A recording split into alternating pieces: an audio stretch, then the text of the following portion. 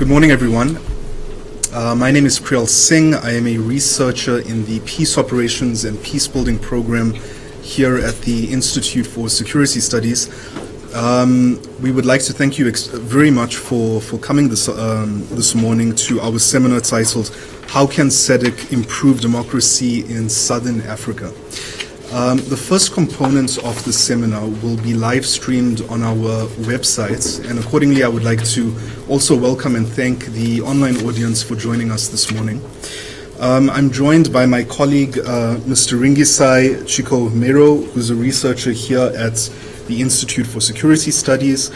We're also extremely grateful to have the attendance and participation of Mr. Sandile Schalk, who is the Chief Director of the SADC Directorate at the South African Department of International Relations and Cooperation. And lastly, we're also very pleased to have with us Mr. Piers Pigu, who is a Senior Consultant at the International Crisis Group based here in Pretoria. And without any further ado, I would like to hand over to the Head of the Peace Operations and Peacebuilding Program, Ms. Annette Lehner, who will provide a brief introduction and take it away, Annette. Thank you.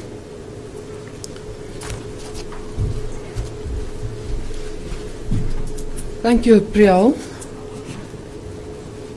Once again, dear colleagues, ladies and gentlemen, speakers and invited guests, for coming to this seminar this morning. For us, it's a very important discussion, and we look forward to hearing from you in the questions and answer session as well. Free and fair elections are one of the pillars of democracy and good governance in Africa and SADC, and has been involved in monitoring and observing elections in the region for many years. It has played a key role in trying to stop crises in Southern Africa from escalating. The revised SADC principles and guidelines governing democratic elections were adopted on 20 July 2015 to enhance the quality of elections in Southern Africa to improve democracy. And just to alert you, at the end of our discussions you will write a short test on these 13 principles, and I just printed them out this morning, and I just want to highlight two of these principles. It's the fourth one: take all necessary measures and precautions to prevent corruption, bribery, favoritism, political violence, intolerance and intimidation.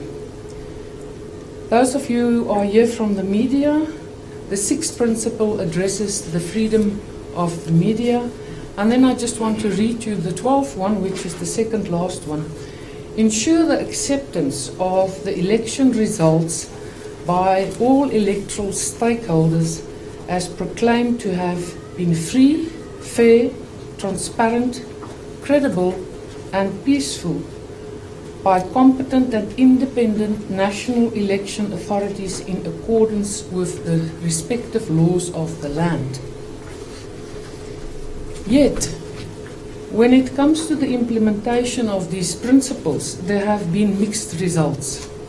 Elections in Southern Africa often cause violence, contestation and political instability, as has been seen in places such as Zimbabwe, the DRC, Malawi, Mozambique and elsewhere. The question is, can SADC do more to make sure the guidelines for free and fair elections are implemented? How can the institution and South Africa, as one of its leading members, improve the role of SADC in supporting democracy?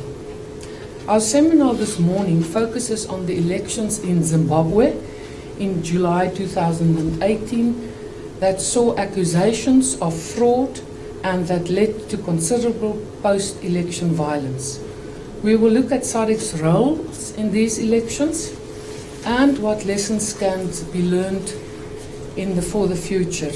Ringisai will be presenting his policy brief, Elections and Stability in SADC, the Zimbabwe case. I think you've all got copies of it in front of you.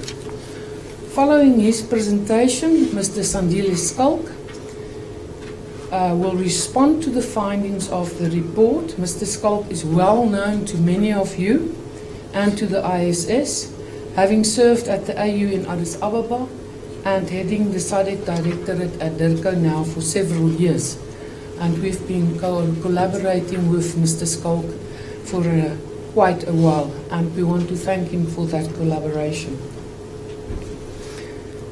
Mr. Skalk, we are very grateful to have you here at the ISS this morning to enlighten us about SADC's approach to election.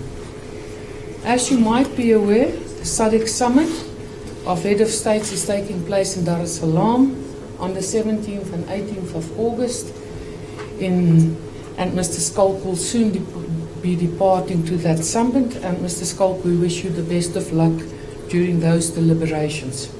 Following Mr. Skalk's remarks, we will also have the opportunity to have the views of Piers Bugay, as already introduced, senior consultant with the International Crisis Group in Johannesburg.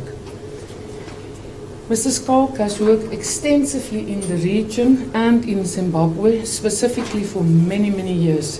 Thank you, Piers, for addressing us on this topic. The seminar is done in the context of two projects undertaken by the ISS, both focusing on strengthening South Africa's approaches to peace, security, and development in Africa. The first project focuses on assisting South African actors on how to better engage with SADC and Africa, and a range of targeted research and policy advice on how South Africa could further conceptualize the role of the regional economic community has already been delivered and shared in many fora and in writing. The second project focuses on strengthening South Africa's responses towards Zimbabwe's recovery, including further engagements on the role of SADC in Zimbabwe elections.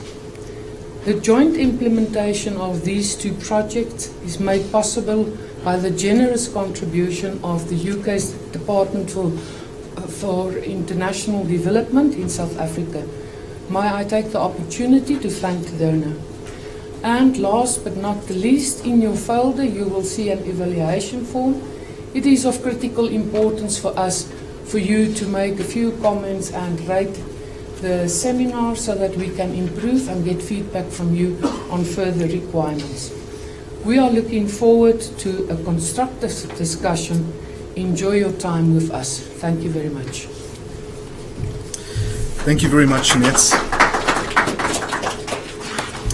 Thank you, Annette, for that concise overview and introduction. And without any further delay, I will hand straight over to my colleague, Ringi. Ringi, please go ahead. Thank you, Priya. Good morning, everyone, and thank you for coming. Good morning, online viewers. So, my presentation this morning is based, as we have heard, on a policy brief that I did based on the Zimbabwean elections. The idea was to try and interrogate how SADC is related to the Zimbabwean elections post 2015, when they adopted the new guidelines. Elections in Zimbabwe, as well as in most countries in SADC, has been contentious, with a lot of grievances, with a lot of political fights and violence. And SADC has been seized with the case of Zimbabwe for many years now. Dating back to 2002, if you might all remember the Kampempe report, which the High Court of South Africa had to force the then President Mbeki to release, which was very damning on Zimbabwe. Now, the point of departure in the policy brief is to say Zimbabwe seems to be a habitual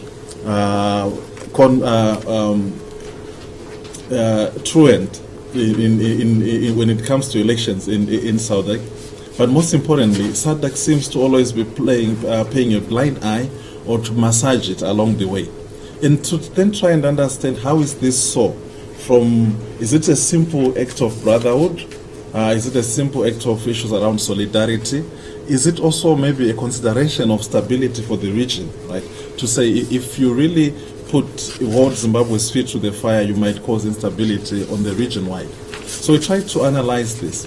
But most importantly, for the people who have been following elections in Zimbabwe, you find that there's a narrative which always comes out after Zimbabwean election, which is very polarized. On one hand, it comes out as there is an anti-nationalist agenda that is targeting the Revolutionary Party, which then sold out as neo-imperialism and neo-colonial tendencies of the Western countries.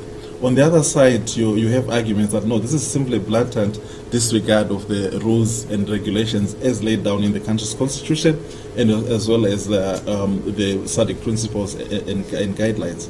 And I try to argue that the truth is somewhere in between.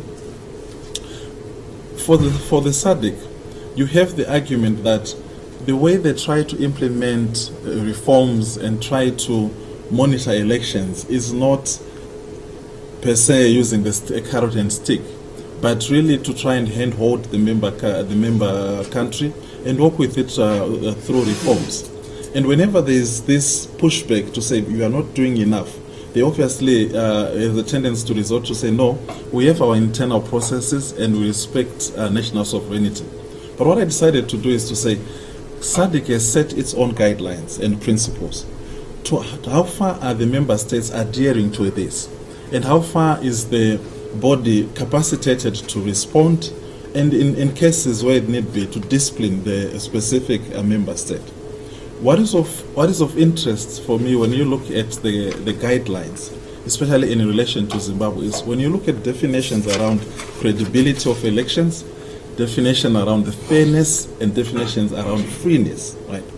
And you have this centrality of civil and political rights coming out towards engendering democratization in SADC.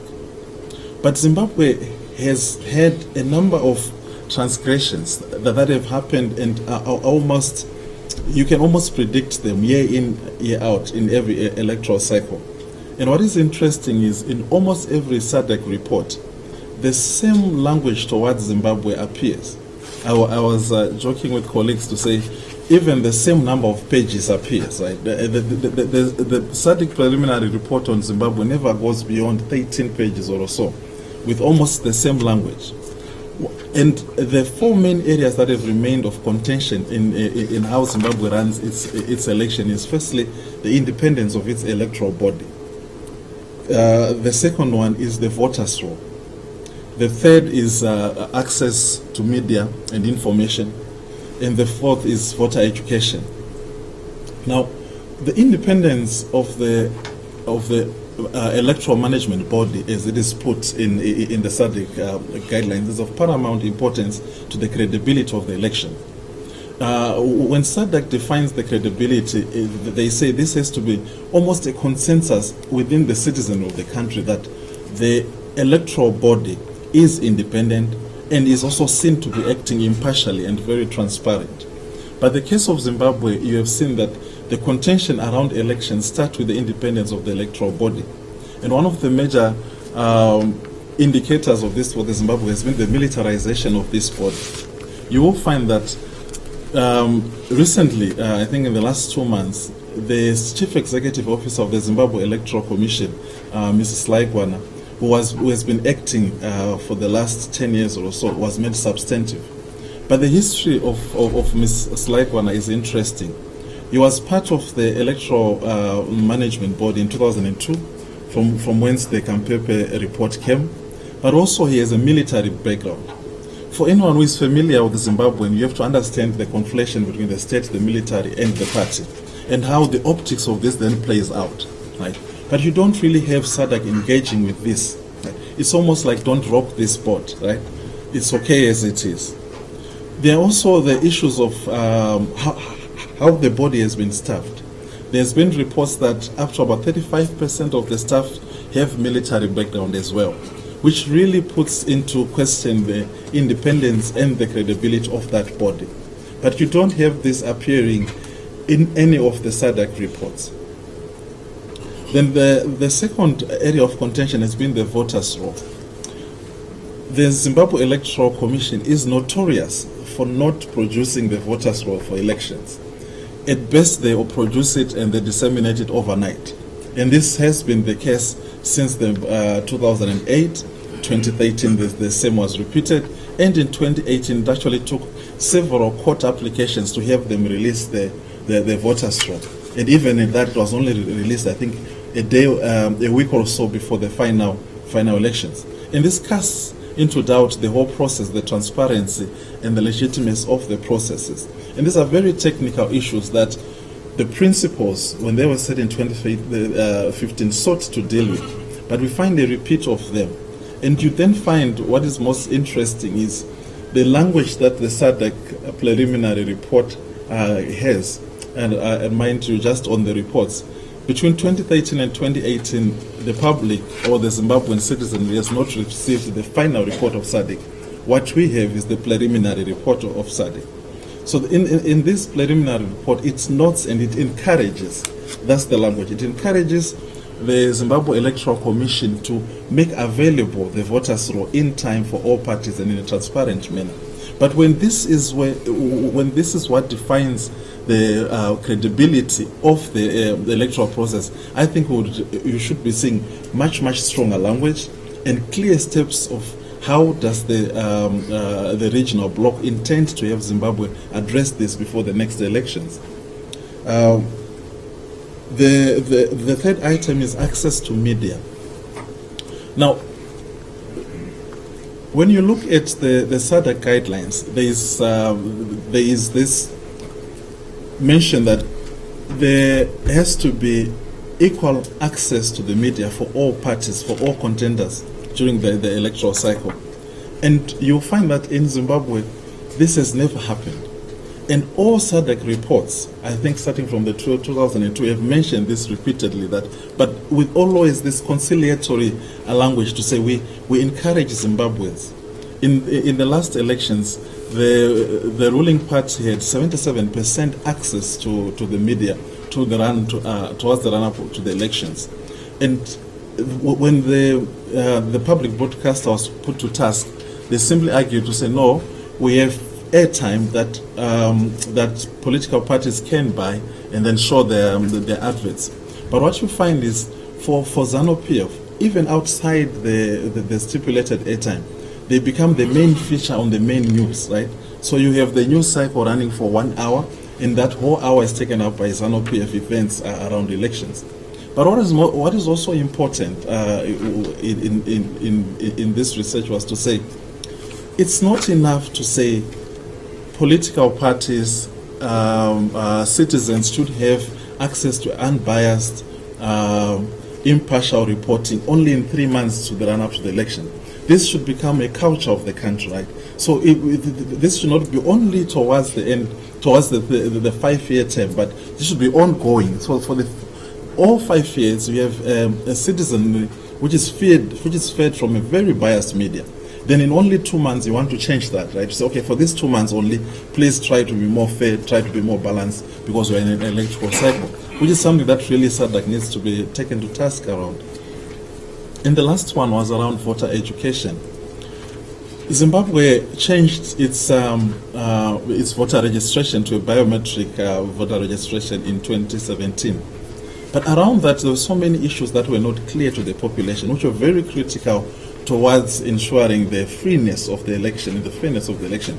And one of these was to say the citizens, especially in the remote rural areas, were being asked by the chiefs and the headmen and the villagers who really act as proxies of ZANU-PF to submit their registration slips.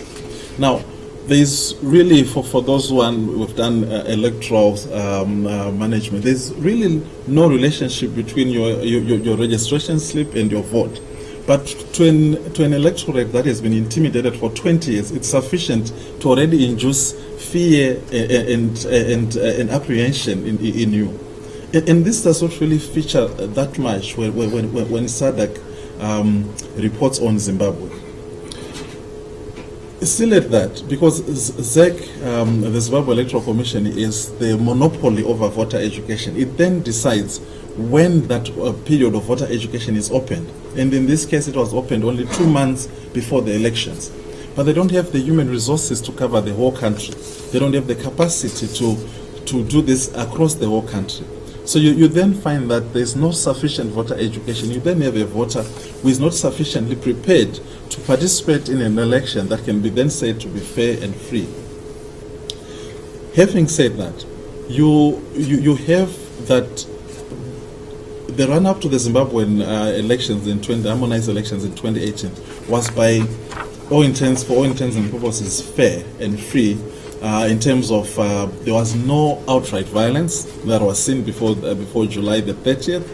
There was no political violence that had become characteristic of the Zimbabwean elections.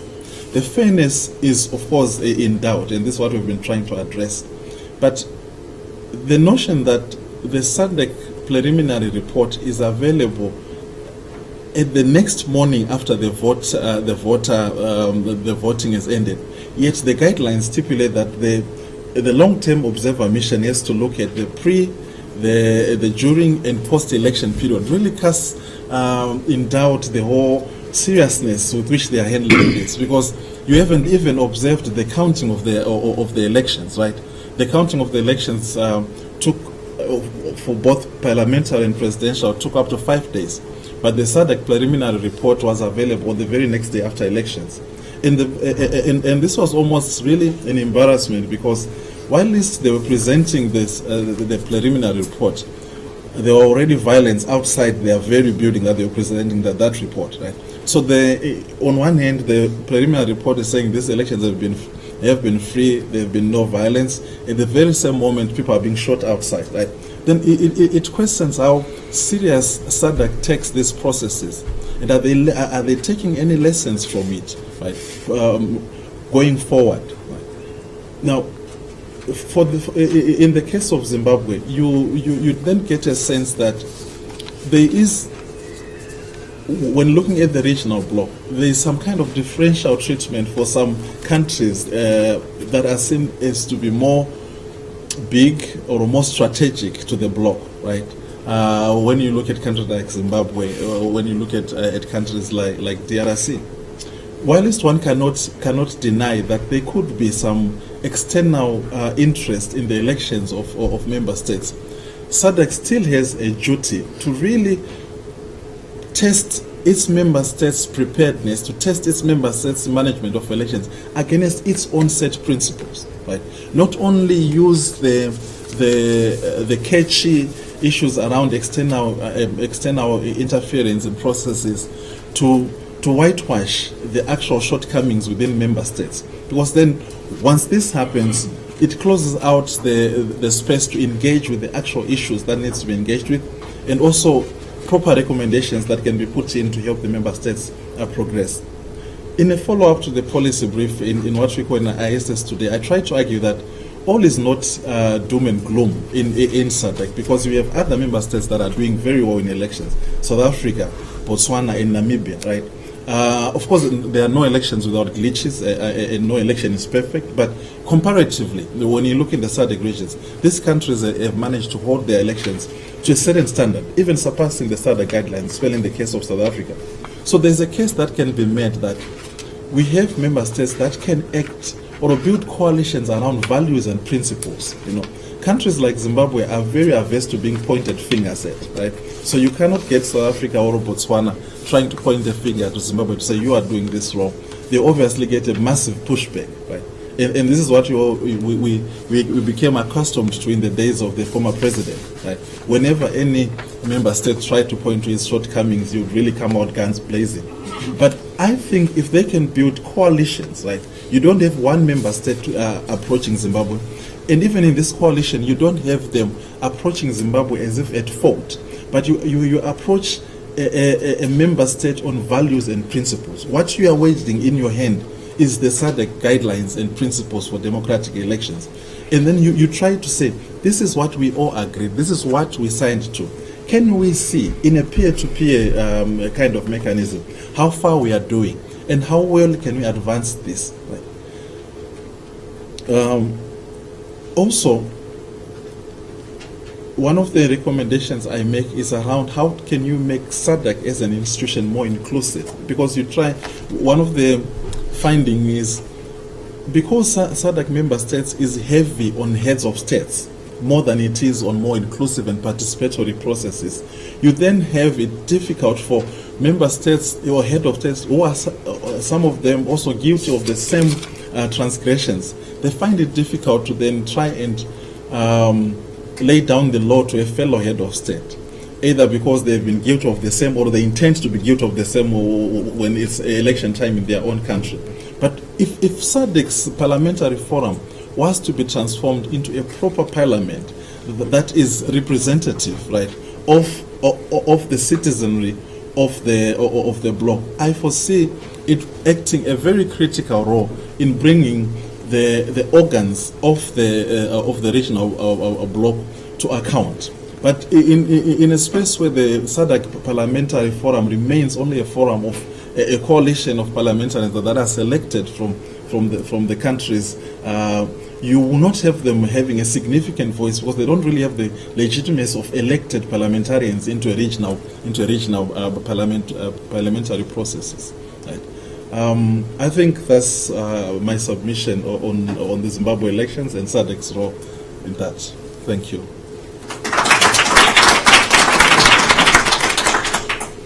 Thanks very much, Ringi, for that comprehensive overview of recent developments in Zimbabwe and really a clear definition of entry points for SADC moving forward in how to enhance and strengthen democracy in the region moving forward.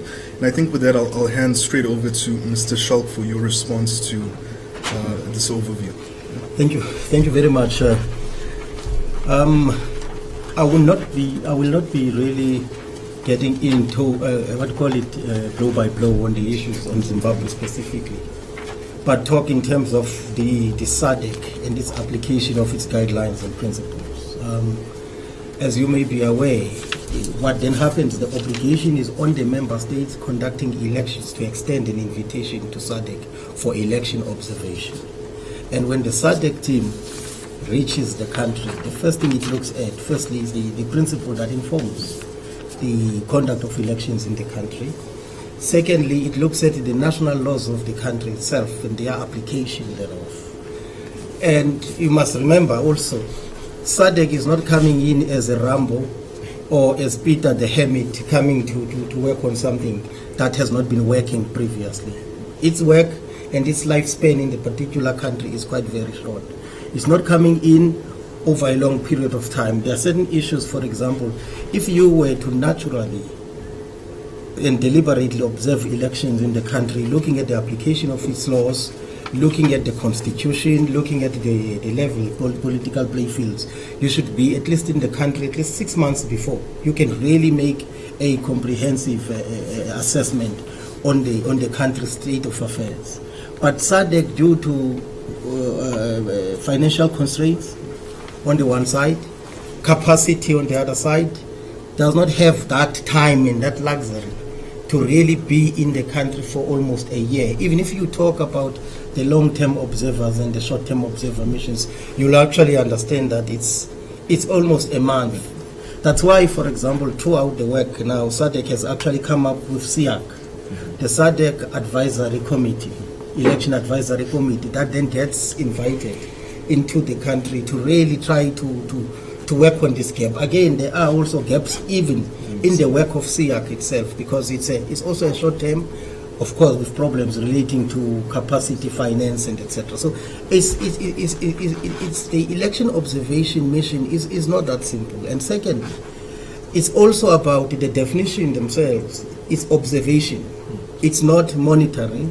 It's not intervention. So you draw a clear distinction between the observation. The team that gets there has a specific mandate. Go and observe. Then they observe. And perhaps I take note in terms of when something happens and the observation team is on the ground, what is it that it's supposed to do?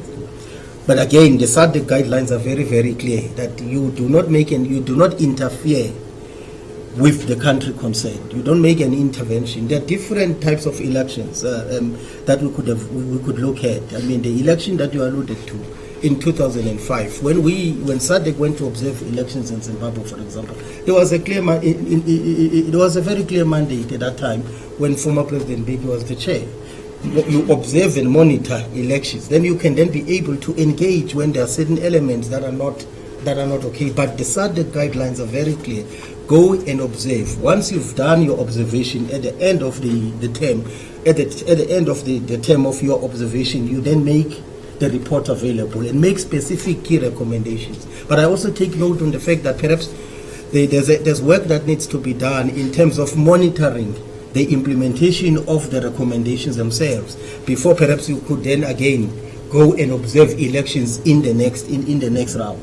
You need to ensure, maybe as SADC may be required to ensure the extent of the implementation of the recommendations that were made by SADC observation team itself prior to that, so that by the time they go and observe, they already have a clue of what has been implemented based on the previous observations made, so that you do not come with what you are saying. It seems as if there's always that page 13.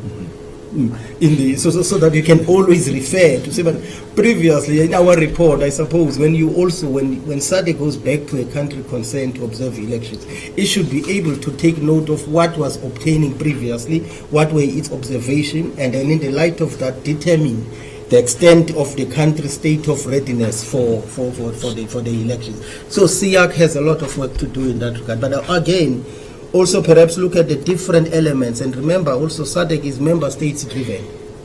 It's member states driven, and there's a need for that has also equally been identified in terms of the key agenda items, even in the upcoming summit, where there's an item on the engagement between SADC and non-state actors. That's very, very critical.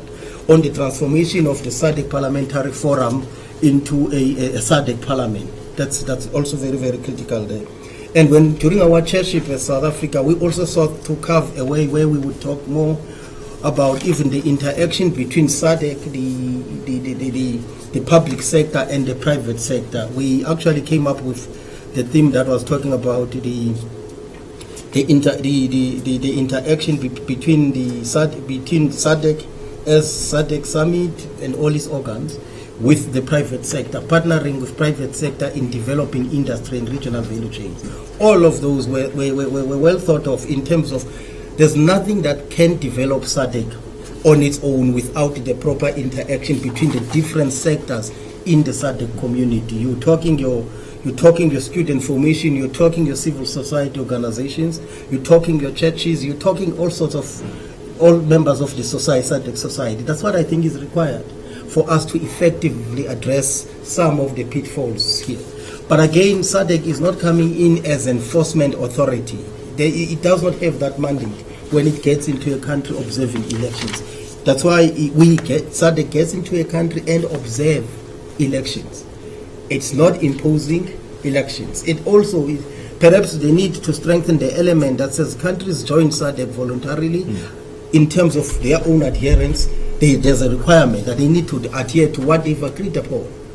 How then do you go about ensuring that the same countries who've joined SADC, who've signed the treaty, who've ratified the treaty itself, respect the instruments that they've accepted? I guess that's some work that researchers would have to look at. How does SADC get them to adhere to the very same thing without really looking at maybe bigger countries that later on will be accused of being dominant and being rambolish in their approach, being giants dominating others. So it's a collective responsibility that is required. So that's what I would say. Yes, indeed, it's work in progress. If you look at where SADC comes from, and again, in your assessment of elections, you see sometimes we look at elections perhaps as an event that they occur at a particular time. But in the SADC region, and I suppose throughout the African continent, you're dealing with issues in a triplet form. You're dealing with triplets. That in your work that you do, you need to understand them. 1, the challenges of historical injustice. 2, the issues of governance. 3, the issues of democratization themselves. And all of these are running concurrently, sometimes creating this problem that you are alluding to of some suspicions. But at the same time, in some of the observations we have made in different countries, we came across a situation where both the party that was in government was confident that it was going to win elections, and the opposition party was confident that, especially as we were heading towards the final day of election, the party that was in opposition was already gearing itself, gathering more information to prove that really indeed the elections were not free and fair, and that they lost unfairly because of manipulation and all political interferences and etc. And when the results were announced, the party in government suffered from disbelief. Equally so, the party in opposition suffered from serious disbelief. There was a bit of a 1 hour lull, in the sense that both those in government never thought they would lose, and those that were in opposition never thought they would win. So you also are dealing with these contestations that are there. Of course, they will always be, because of the historical challenges. There will always be some suspicions cast on outside interference in any elections in the country. But I think what is of critical importance is the getting together of the different sectors of our society as SADC to ensure that you're not only leaving the obligation to SADC heads of state and government to make a determination and go and tell their colleague what needs to be done, that is not behaving well. You need a systematic approach where all elements are actually included in the process. Same would apply with Zimbabwe. You can't, in some instances, the tendency has always been to get the outsiders to come in and correct what's going on inside. Whilst inside, others are not. So there are quite a number of issues. It's not as a simple straight jacket system where you can just call in the outsiders to come in. Lessons in the DRC are actually the same. Lessons in Madagascar, if you go through, you will actually see that. The current lessons that we are also getting from the Comoros as well. So throughout this period, you really need a systematic SADC communities engagement in all levels of power, calling it at civil society level, at government level, at private sector level, to cultivate a certain culture so that you can ensure that you fully implement the SADC guidelines, and any country then is measured on the basis of the SADC guidelines and its adherence to the SADC treaties and protocol. Maybe for now, let me just leave it there. Thank you, Mr. Schell, for those. Yes, please. For those clear insights, thank you very much. And Piers, I think we'll hand straight over to you. Thanks, Priyal, and thanks very much for the presentation and the intervention. You raise a lot of issues, and I think the complexities of the challenges that are faced by SADC is something that needs to temper expectations about what is feasible and what is possible in the current context. And I do think that the politics of member state compliance is a critical issue that we have an uneven understanding of in the region. The guidelines that we're looking at here are exactly that. They're guidelines. They're not an implementable set of rules for member states. They are designed to guide, and understandably there is going to be, in a context where there is very different contexts of capacities to implement electoral standards, there's going to be uneven implementation. I think that shouldn't shock anyone. So in some respects, the guidelines are a bit of a movable feast, and the process of developing best practice and standards is something which has been inferred, remains a work in progress. Sometimes, of course, those kinds of generalities are used as an excuse for not moving on issues adequately. And for not developing those best practices and standards and benchmarks which the region needs to have. And I think that remains a critical issue in terms of the standards as they're applied at the moment. What are those best practices as they manifest in individual countries? The SADC reporting we've seen, and I think, Ringi, you allude to this, is a kind of also a selective engagement with the issues. And we see that in the context of Zimbabwe, where we get a selective technical engagement with some issues within the guidelines, and a political massaging of certain other issues. I mean, these missions are ill-equipped in many ways to address the multiplicity of technical issues. They will have a technical staff often attached to them, but the understanding of those technicalities is not mainstreamed amongst the members. Also, the understanding of the context in which they're operating. This tension between short-term and long-term observation missions is an important one to deep dive a little bit more on. I take what Mr. Scott's saying about SADC's and member states' resource limitations and financial limitations to be able to do long-term observation, but there is nothing stopping SADC itself providing that longer-term monitoring of the conditions in order to prepare its monitoring teams much better before they go in around context. And what we've seen with the preliminary reports, the SADC preliminary reports on Zimbabwe, for example, is that they carefully avoid critical issues, and we've seen this actually not just in the 2018 and 2013 preliminary reports, but all along, the avoidance of contextual issues around militarization, for example, around the manipulation of state resources and so forth. And this is a standard practice in many SADC reports, is to soft pedal on those kinds of issues, which, interesting enough, you see a direct contradiction with the reporting on Zimbabwe from the EU, the reports put out by the NRI and the NDI, the team led by former Liberian President Ellen Johnson Sirleaf, there, and the Commonwealth report as well. So there is this distinction there where SADC guidelines actually encourage this contextual understanding, but what we're seeing is that the SADC observation missions are ducking under the table on those issues. The failure to release the final reports in 2013 and 2018 is a mystery. I've been trying to chase it for 6 years now, the 2013 report.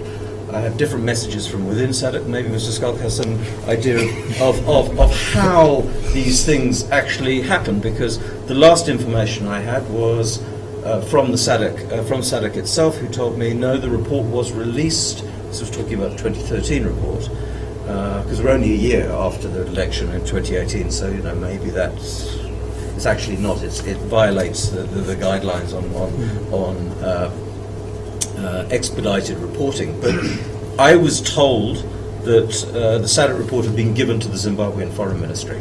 I, in fact, followed that up with the former permanent secretary in Zimbabwe, and he indicated that they had it. And Zimbabwean civil society has, for the last year or so, been calling for that report, and the Ministry of Foreign Affairs continues to not release it. So I understand that the Electoral Resources Centre in Zimbabwe is currently taking legal action to try and get the Ministry of Foreign Affairs to release the SADC report. I mean, it's indicative of a broader malaise in the Zimbabwean electoral environment, that those kinds of things are not released by the member states themselves. But we don't understand on the outside, what are the protocols here? Because in some instances, the final reports are put on the website of SADC. Why is that? Is that because they have a green light from the various foreign affairs ministries in the member states? We don't know. And that kind of detail is simply not made available. And I think, the black box of SADC, which is for many of us on the outside, remains a kind of impenetrable fortress sitting there in Gaborone, particularly for key elements of civil society. And I think that part of SADC, the challenge for SADC, is to make itself much more accessible and to build its interaction with civil society, to see civil society not as a threat.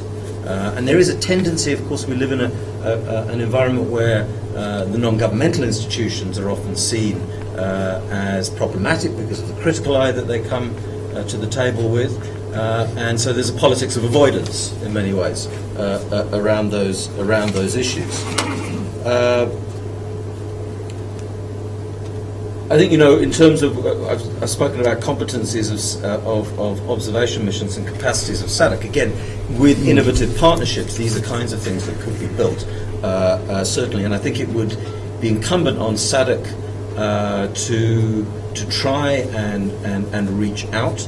But also it's for civil society organisations, and there's uneven capacity across the region as well, to proactively engage and push for these things. They're not going to be handed on a plate.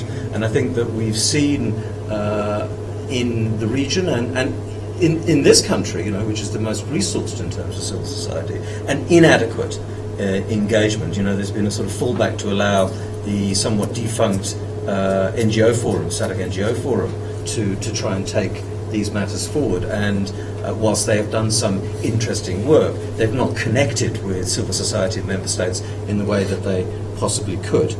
I think at the heart of this problem is a problem of building trust amongst the different actors here, and to have much more interaction around these issues, and for, of course, member states to understand that criticism and constructive criticism isn't necessarily around the pursuit of external agendas. There's lots of things that, if we look at the title of this talk today, which is about how can SADC improve democracy in Southern Africa, there's lots of things that they could do in terms of formalising the follow-up of recommendations, for example, making that a much more structural arena. They could engage. Someone wrote to me when they saw that we were having this talk, and they said, well, they could answer phone and emails, and they could update their website. That might be a good start. Basic things which we can laugh about in some respects, but are actually indicative of a broader challenge of a service culture more generally in terms of how institutions operate. But we can't lose sight of this broader problem, and there's a section in a broader challenge about the capacities of SADC at a political level, and there's a reflection in the briefing which I think is an important one about the comparison between ECOWAS and SADC, where you have a strong member state in ECOWAS and a strong secretariat which is empowered by that member state and other states in the region to actually drive these things forward. This is absent in the region. We have a history here where the political mandate of SADC kind of expired in some respects when its anti-apartheid objectives were addressed, and it's become really essentially a body that is looking at a range of other issues around trade and so forth. The political dynamic and the politics of sovereignty, the politics of non-interference, and the politics of compliance mean that member states effectively cherry-pick what they want to do. That's the reality of how it plays out. There is no sanction by SADC, and I think this is where I also have a problem with South African policy as well. I remember Nkosazana Dlamini Zuma when she was foreign minister and rebutting criticism of South Africa's quiet diplomacy in Zimbabwe and saying, what do you want us to do, roll the tanks into Harare? And of course, this was nonsense, because there is a lot that can be done between saying nothing or being quiet on the one hand and that kind of military intervention. And I think seeing a more vocal SADC that doesn't rein people in, doesn't Rambo it, but can publicly censure with its language, can point out where certain things, where there is not compliance. I think this is critical, and I think this is part of a culture that we need to develop in the region about a robust democratic practice of being able to engage each other critically in a way where we don't fear that somehow means that there's some kind of nefarious agenda afoot. And I think that we are really very much struggling in that arena.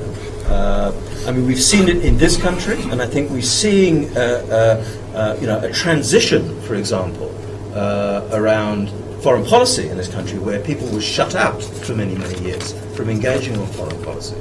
And I think we've seen in the last couple of years a really refreshing new engagement and openness, which shouldn't be threatening. It should be an arena where we can find points of connection as opposed to points of correction And I think that is very much a work in progress, but I think it's also a sign of maturity that we see, which is very uneven in the region. So I'm just going to leave it there, but I think these are the kinds of robust discussions that we need to have, where we can have contested coexistence and we can agree to disagree on issues. But let's deal with the issues. Let's not shoot the messengers. Let's stay focused on the particular issues at hand. Thank you. Thank you very much, Piers. And with that, we conclude the first part of the seminar. And we say goodbye to our online audience. And from the Institute for Security Studies and the Peace Operations and Peacebuilding Program, we'd like to thank you very much for joining us this morning. And we hope to see you again soon.